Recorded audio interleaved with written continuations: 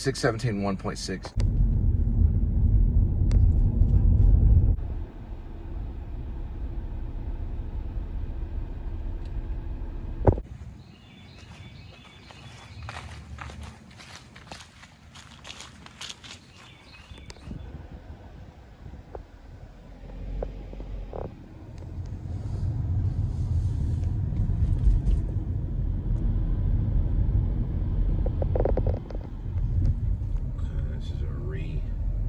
Scheduling because a number was written wrong. Or ETOs.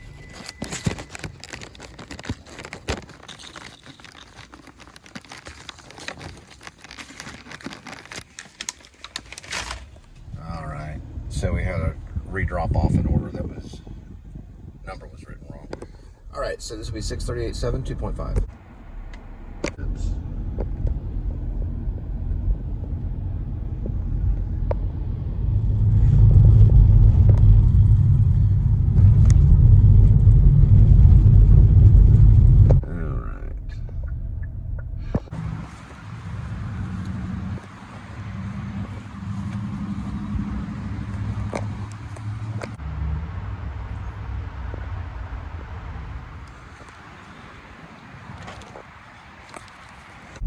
All right, next one, 648.4, 1.2. All right. It's called Hewlin Park Place. Yeah, there's cats that get a lot of like Italian food, and I think even Favor. I did a lot of Favor, you know, spaghetti dishes or seafood, whatever. You know, they're from Florida. They're from Mississippi. Mississippi.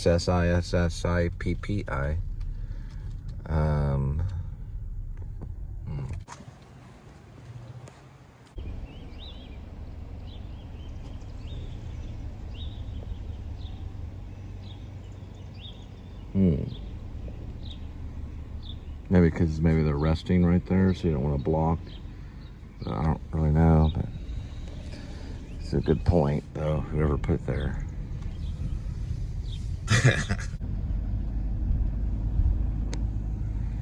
Could be a 1-minute mime right there. So this is a mime. It's about a minute, a little over a minute, and it's about a clock repairman who repairs cuckoo clocks and grandfather clocks, and it begins to flood in his place from above, like it's raining inside his place. He finds, or he looks for the door, and the door's jammed, and the windows. Think of Marmaduke, you know, the dog in the bathroom, and the water, and the bathtub, and then the dog is, but he's floating upward in the water. And then eventually he finds a photograph while he's floating in the water, and he just starts looking at the photograph before he finally goes underwater. There's a line in this song that talks about how you don't exist, and it's called Exit Does Not Exist. So he can't find a way out of the room. So he's trying to fix the clocks at first, and then it starts to drip. The drip turns into rushing. Then all of a sudden the water starts getting closer to his knees, and all of a sudden he's being flooded. Kind of a Houdini kind of act almost. And he's looking for a way out of the room. He can't find it through the windows. He can't find it through the doors. He can't find it anywhere. All he can find is a photograph. Then he looks at the photograph. And then, you know, lights out. Well, this is the only one. Yeah. I think it could be called Exit Does Not Exist. It's exactly a good line. Or a good title. Alright, another important fact. So he's fixing the cuckoo clocks in the room, the grandfather clocks in the room. He's fixing them. The song starts, of course, and then there's dripping. He looks up, the dripping turns into almost like a waterfall. The room begins to fill with water. He rushes to the door, he rushes to the window. He gets on the phone. He mentions something about voices. He calls through the phone, you know, that would all be mimed. And he's trying to make an emergency call, doesn't get through. He has to act fast, then he begins floating in the water. Next thing you know, he only finds the photograph and hangs on to the photograph as the water fills the room completely, and he never finds the exit. But he does find the photograph. He even can look at it underwater. Remember, the phone call aspect is important because in the song and the lyric, he mentions voices. Gotta listen to the song.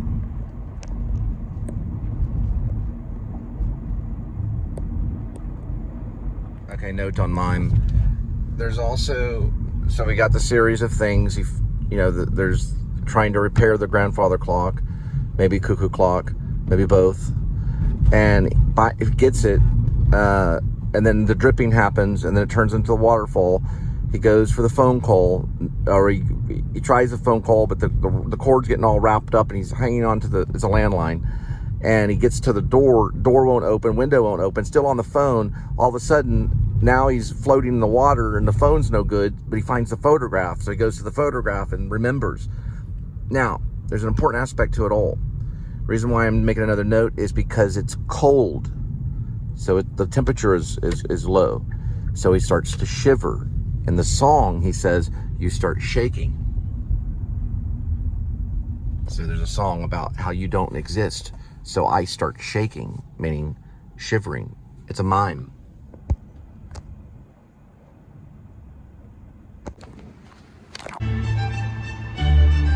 (72511) 28 days left to see the robotic dinosaurs at the Botanic Garden.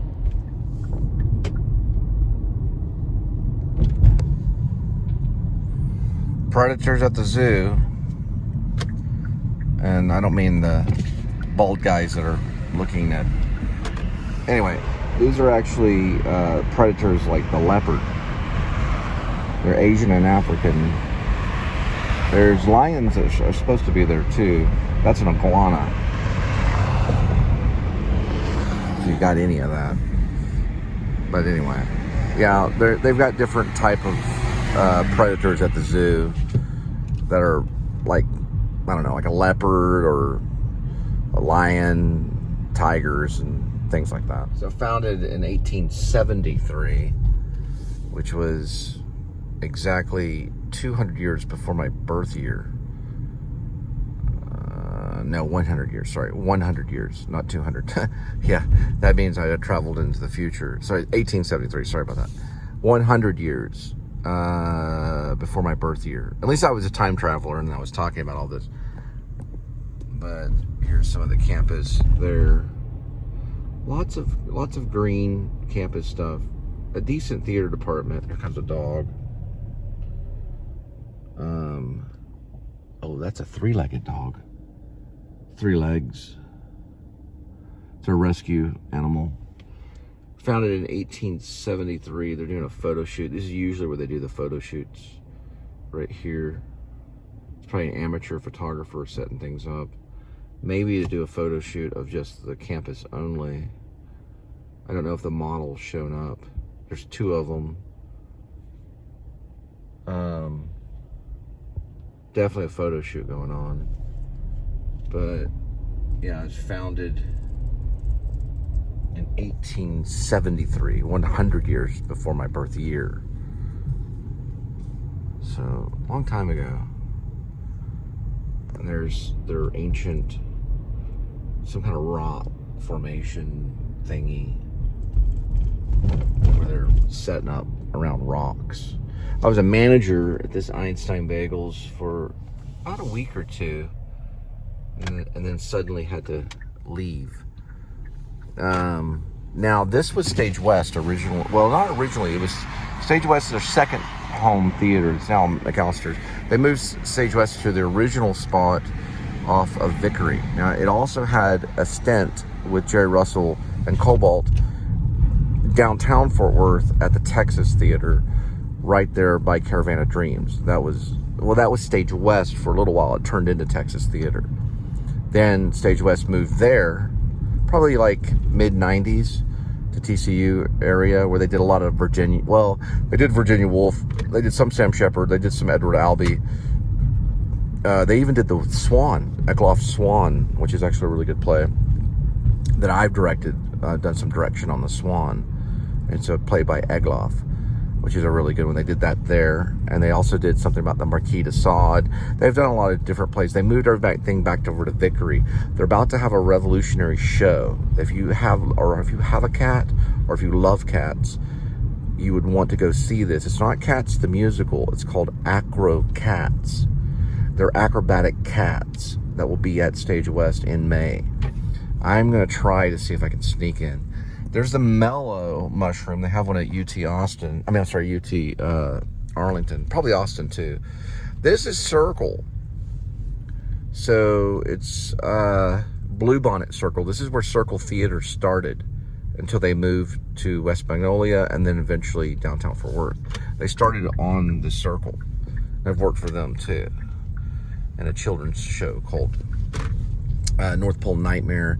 I played Monty the Mountie, and my intro line was, "I'm a Monty like my daddy, we both look good in red." And then I'd come in tripping.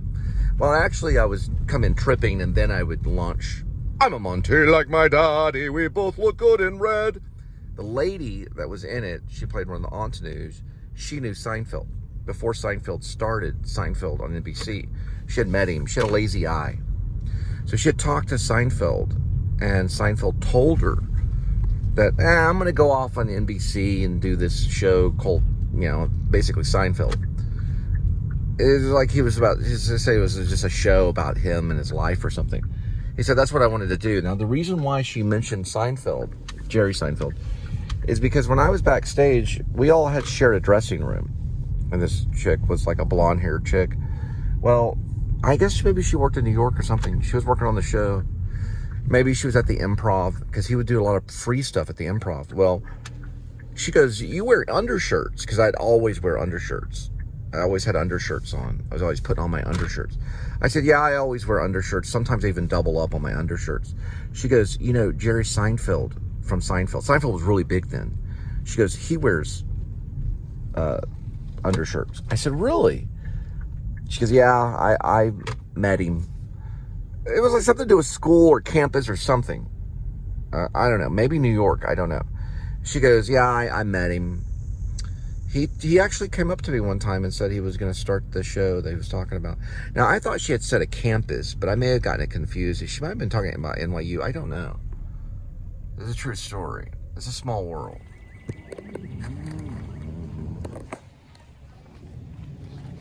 They got the chair at a garage sale. He's actually offering it to me because I got 2 of them. But I guess maybe they don't want the chair. All right, I contacted my other half, and it was not approved because it had dust and stuff on it. It was not improved at all. Very comfortable chairs, though. I said he might have a chance on Facebook. What he did, he got 2 of them, and man, he got I guess a garage sale and thought that they'd have room. So they're just sitting there outside. Dust and not dust, but leaves are on them. But you spray it down. Those are super comfy chairs. I mean, those are dynamite chairs. He said a garage sale for $10. They must have bought those things for $200 or $300. Those are really nice chairs. Very comfortable. I sat in it. I was like, dang, this is super comfy.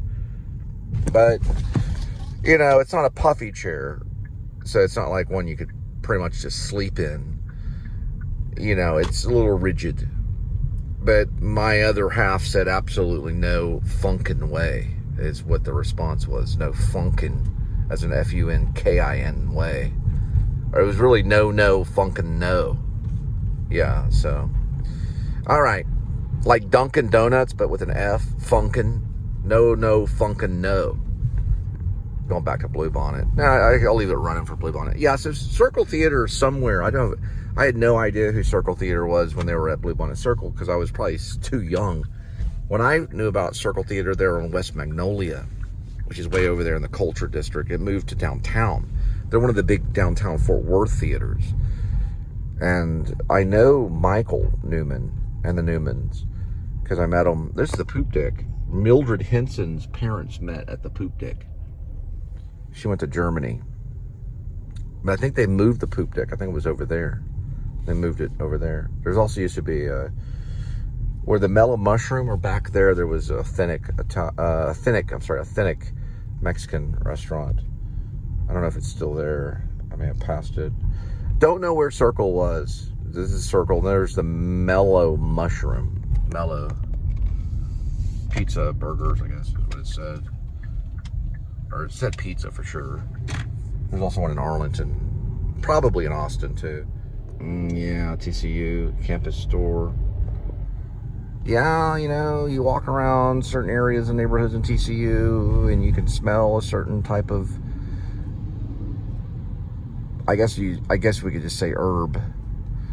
But you know, it's every campus though across the nation. It's out of control.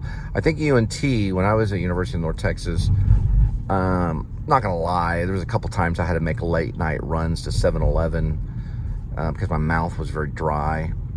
But when I had left and I went to Hollywood from UNT, so I went to Long Beach, was North Long Beach, California, but I was connected to Hollywood from North Long Beach. But I had left Denton and UNT. This is not Denton, this is TCU. But when I left, I think it was like within that year, there was one of the largest marijuana drug busts in the nation. The whole house was packed with tons of marijuana within the walls of the house. So they were using it as like a storage space for nationwide distribution of marijuana, probably coming right from Mexico. One of the largest one was in Denton, probably in 1999-ish, or no, actually no, it would have been going on in 1999, but it would have been, the bust would have been like 2001 probably, or 2000. Well, I'd say yeah, probably 2001. It was huge. The whole house was basically marijuana. It was like in the walls, under the carpet. It was like a lot. But that's Denton. Denton is more of a hippie town. Yeah, it was crazy. Texas is pretty, they kind of press down on it a little bit. They don't, you know, like legalizing it, there's good and bad. Like in California now, it's coming out of vending machines, being taxed. The government's overseeing it. All the old sellers, they put them out of business because they taxed them, and they found out they were doing it. They'd really go after them because of the states involved. So federally, they just make it all illegal. And then the states are like, okay, we can use it for recreation. We'll put it in vending machines. And they vend it out. Then they make tons and tons of money. It's not always a good thing. When you got a secret underground railroad going on, these people not only put themselves through college, well, sometimes they can get in a lot of trouble. But then they all of a sudden move to Mexico and buy a big mansion. It's just a weird kind of existence. I'm not really, I just think it's the wrong type of influence, I think. I don't think it's the influence that you would want your kids to know about or your family. It's not like you go to Thanksgiving and everyone just starts hitting the water bong. You know, it's ultimately something that you're like, okay, this is a childish thing. You know, this is not, okay, what's going on here? Moving pictures, Eamon Carter. Ooh, yeah, that's going to be cool. Big time. We'll put that on the Please Subscribe show, big time. Don't know anything about Greg Goldman. There's also a John McQueenie. But anyway, conservative Republicans, that's like even worse than the regular liberal Republican. But the conservative one is basically, he wears a Puritan hat and he hangs witches at night time, and sometimes, depending on if he catches them out dancing around a cauldron. That's conservative Republican. No, I don't know. I'm just joking. It's probably the other way around. It's probably like that would call the liberal Democrat would be doing that. Regardless, I will check that out though. That's an interesting thing. The Eamon Carter movie thing. There'll be like photos of movies.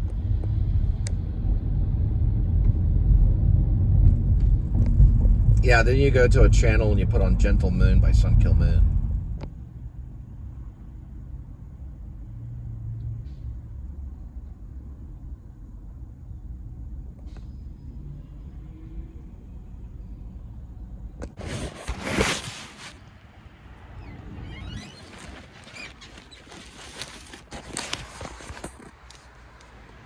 All right, 757.4, 1.8.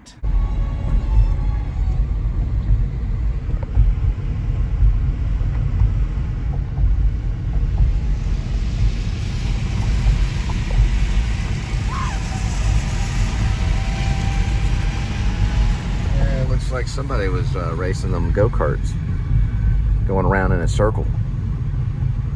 Around in a circle. Go-Kart City. Rockwood Go-Kart spelled with a K.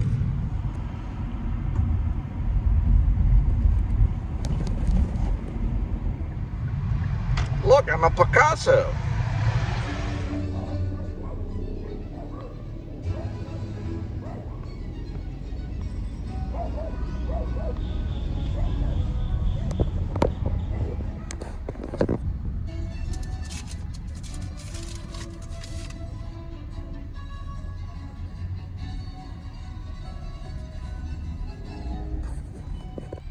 Century's most popular architectural styles. Guests can stroll the avenue or take advantage of the air conditioning.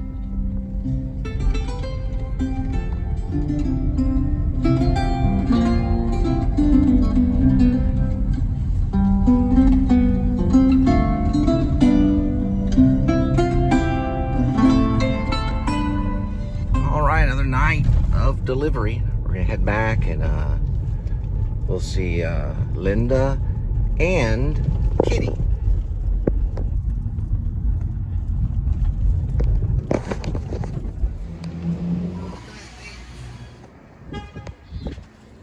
Fresh breath at 7-Eleven. Go for Mentos.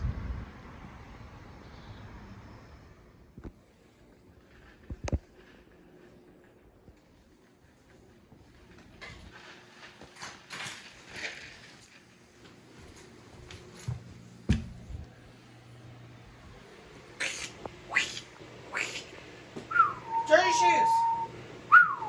Dirty shoes. Shh, shh, please. Please, dirty shoes, dirty shoes.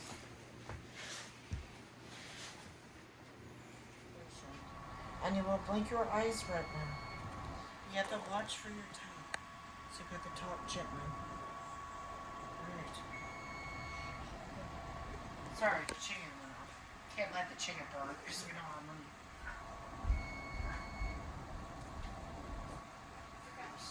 Easy.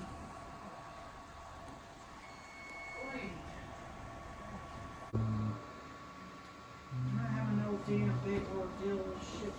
It is what it is.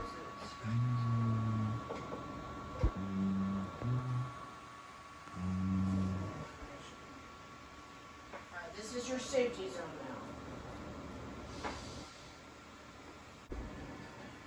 Why'd you leave your other glasses?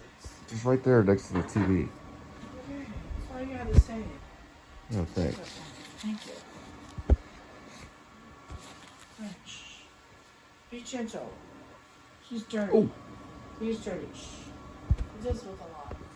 Just let him rest. I need rest. Dude, shh. I don't want to hurt my hand.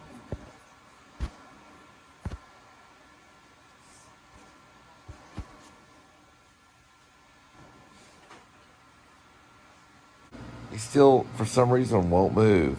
He wants to take... Oh, he got me good. Yeah, that's a good one. Whoa, look at that. Kitty. Well, he is going for a right hook. Yeah, he's mad. He's basically... Bad boys, what you gonna do when this... There we go. Oh, there we go. Why would he move if he doesn't like it? Whoa, did you throw something? Okay. Here, let's just go ahead. Come on, Kitty. Finally.